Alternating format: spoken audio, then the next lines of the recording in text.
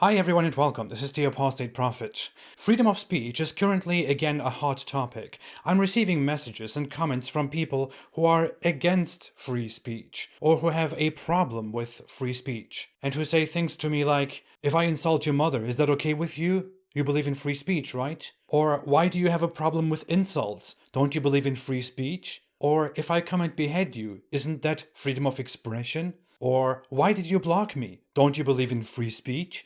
All of that is not a big surprise. This usually comes from people who don't properly understand free speech because they don't come from a culture in which free speech is present. In fact, recently, a big Muslim apologist even said similar things to me. After insulting my wife and insulting my child, I refused to talk to him and said, hey, I'm not going to have a conversation with you after you do these things. And he then said, but why? Don't you believe in free speech?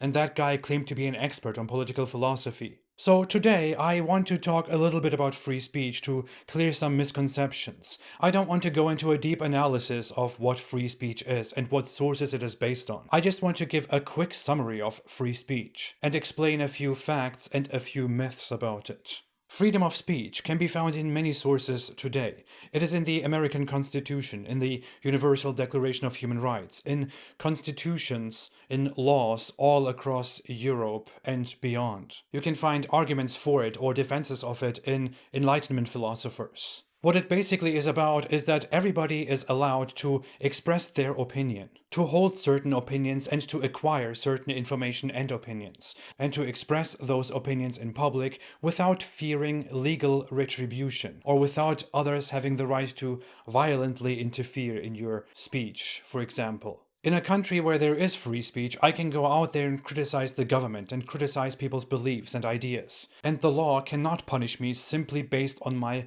criticism of publicly held beliefs and ideas. People outside cannot attack me or kill me and then get away with it because I expressed an opinion that they disagree with and don't like. If they do so, they will have violated the laws and will be accordingly punished. There are some limits to free speech, depending on where you are, depending on what country we're talking about. Generally, in America, for example, a country in which free speech is very liberal, you can mostly say whatever you want about any idea, any belief, and any group of people. Except you should not incite violence. You should not incite immediate harm. For example, if I talk about how this certain group maybe it doesn't deserve to live and we should do something about it, and then people go and harm that group, then I have incited that crime, and that speech is not protected. If I incite people to attack somebody, or if I justify the attacking of somebody, and then people who listen to me go and attack that person, then I have incited violence. If I threaten people with violence,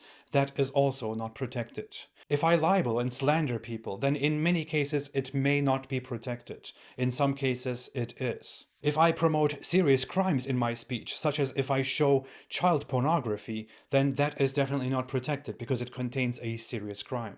If I harass people, especially after warnings against their will, and if I expose private information that can put them in danger, that is not protected.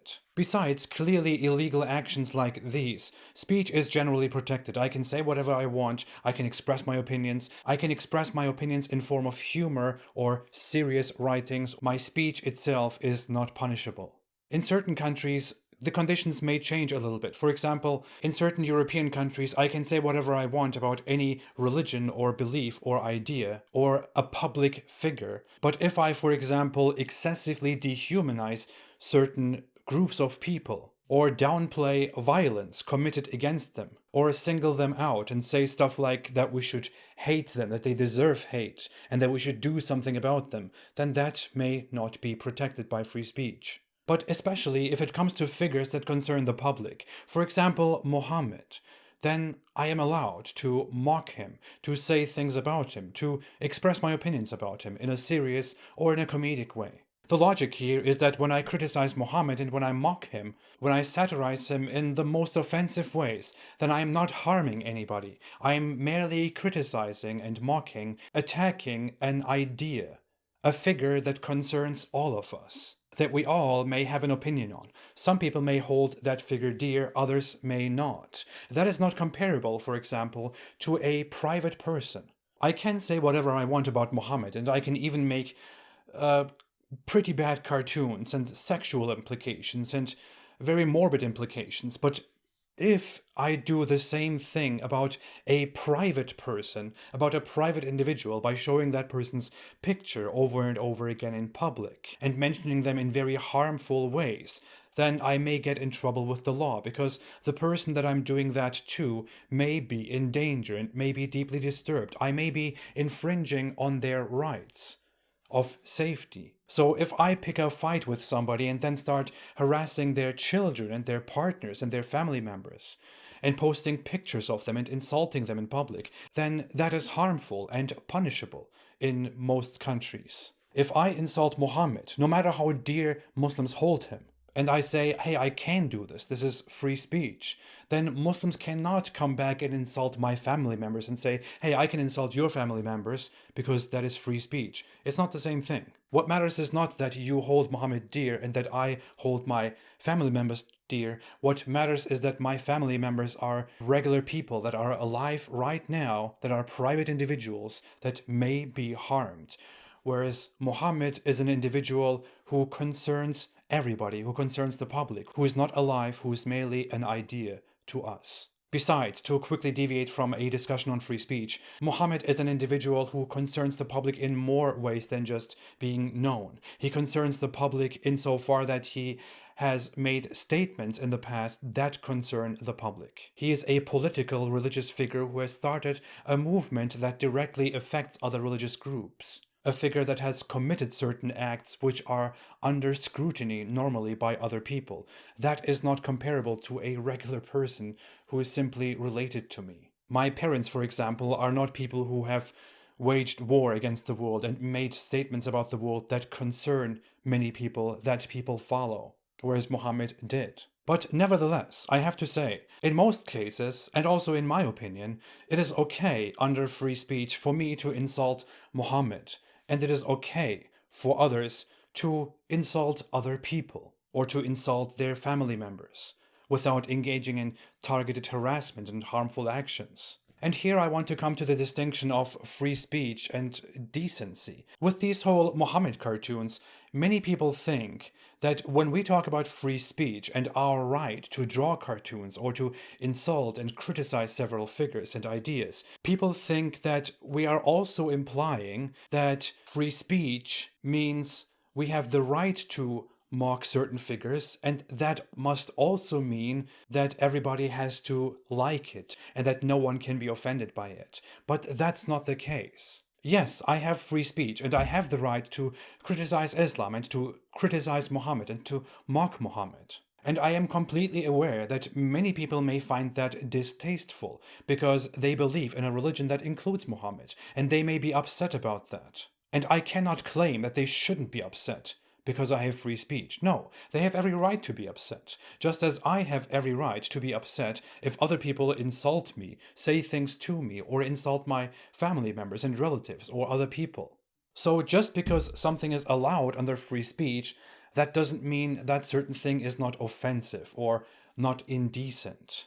The distinction that should be made here is that while you can be offended by something and express how disgusting you find it, you should simply not try to shut it down and censor it, commit violence against it, or try to incite the laws to punish the person who exercises his right to free speech.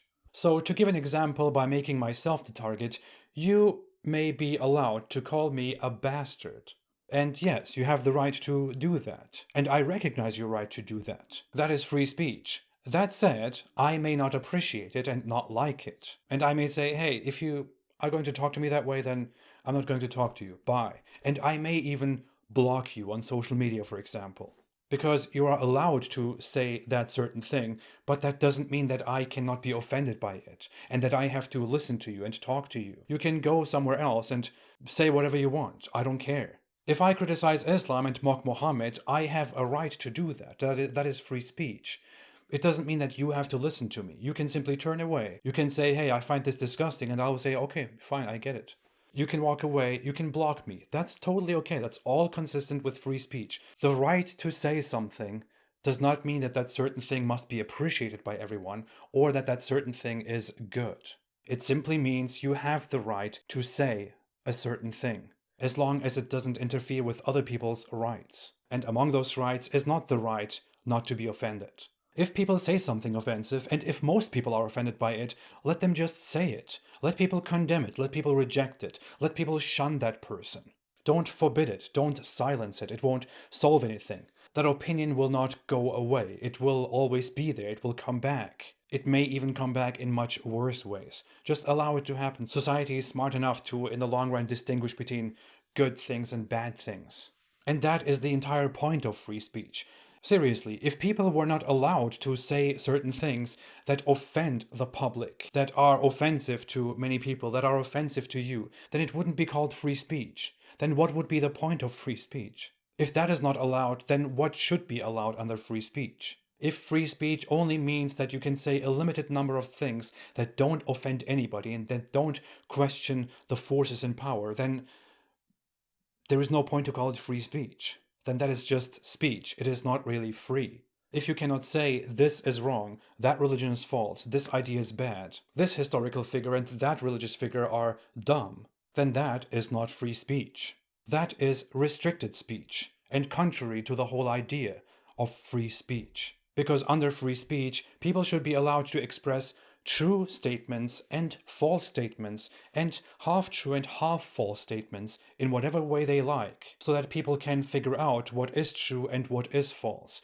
And no one should be in a position of authority to decide what is true and what is false. Because if you give the state or a group of people the authority to decide what is right and what is false, and what should be allowed and what shouldn't be allowed to say, then you may just end up in a state where those in power oppress the people and restrict them from pointing out what is right and what is wrong. And that goes against the entire idea of democracy, of liberty, of liberalism, of freedom of speech. Oh, one more thing. As mentioned, freedom of speech does not mean that people have to listen to you and give you a platform. It doesn't mean that I have to listen to you, that I cannot just block you off. It also doesn't mean that private institutions, for example, have to listen to you and deal with you and give you a stage. If I own a stage, for example, and you want to come and speak there, and that stage belongs to me, it is my private property, and if I really do not like what you want to speak on that stage, if I find it really repulsive, really disgusting, then I can just decide that I don't want to let you speak there because I find your ideas repulsive and disgusting. But hey, you are free to go and speak your opinions somewhere else. And I cannot prevent you from doing that. That is free speech. I am just not obligated to give you my stage to express the opinions that you have a right to express. That is free speech. So, I have the right to mock Muhammad. Just because I have the right, that doesn't mean that you have to agree that this is a good thing. It doesn't mean that you cannot be offended by my mockery. But it also doesn't mean that you can violate my rights by coming and committing violent acts against me. Then you will be guilty. You have a right to insult me. I have a right to be upset about that. I have a right to turn away. I don't have a right to take your freedom to insult me away. You can feel and say whatever you want about me, as long as it does not interfere with my rights and doesn't contain anything terribly illegal, but I don't have to listen to you. You are free to express your thoughts wherever you want to. I don't know why I'm counting. I don't know what I'm counting up to. Whatever. You get the point. This was just my humble input to that because I'm getting so many messages and comments about this stuff. I hope it was clear. And correct me and add to it if you think I have missed anything or I have miscommunicated anything. Thanks for watching. I will be back. Have a fantastic day, and I have the right to say it. Stay away from Islam.